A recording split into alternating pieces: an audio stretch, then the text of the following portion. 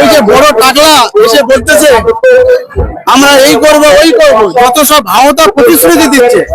আরে আমাদের তো সরকার দিচ্ছে এখানে, হ্যাঁ, সে রূপশ্রী বলি, কন্যাশ্রী বলি, লক্ষ্মীর ভান্ডার বলি, যুব সাথী বলি, আর এরা দিচ্ছে। আর সে এসে বলছে দেবো, আর দেবো আর দিচ্ছে, এর মধ্যে অনেকটা আমরা এসছি এখানে আমাদের পার্টির পক্ষ থেকে যে প্রোগ্রামটা আজকে নিয়েছে, এখানে দেব আসছে এবং আমাদের এই যে বিধানসভায় যে বাহারুল ইসলাম দাঁড়িয়েছে এবং ভাওর বিধানসভায় দাঁড়িয়েছে আমাদের মাননীয় শওকত মোল্লা সাহেব, তাদের উদ্দেশ্য করে যে দেব এসছে, যে র্যালিটা হবে আশা করি সেই র্যালি যে উদ্দেশ্যে র্যালিটা হবে সেই উদ্দেশ্য সাফল্য হবে এবং আমরা এই দুই বিধানসভায় বিপুল পরিমাণে জিতবো এই আশা রেখে, আশঙ্কা রেখে আমি এই কথা বলছি।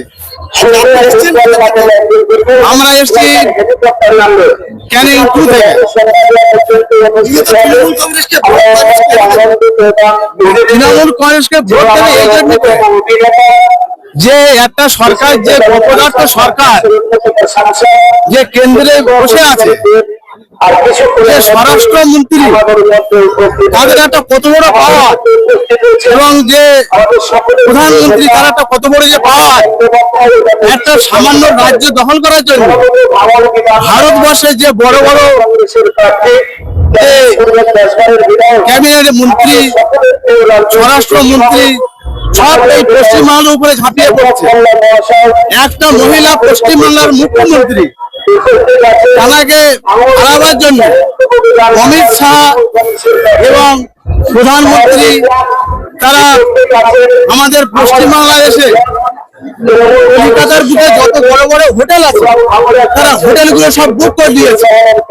পাবলিক হোটেলে ঢুকতে পারছে না। যত সব ভারতবর্ষে অন্যান্য রাজ্য থেকে বিজেপি সরকার সব ভাড়াই করে নিয়ে এসছে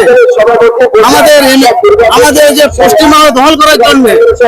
পশ্চিমবঙ্গ দখল করতে পারবে না, এটা ওনারা ব্যর্থ। ওই যে বড় টাকলা এসে বলতেছে আমরা এই করব ওই করব, যত সব ভাওতা প্রতিশ্রুতি দিচ্ছে। আরে আমাদের তো সরকার দিচ্ছে এখানে, হ্যাঁ, সে রূপশ্রী বলি, কন্যাশ্রী বলি, লক্ষ্মীর ভান্ডার বলি, যুব সাথী বলি, আর এরা দিচ্ছে।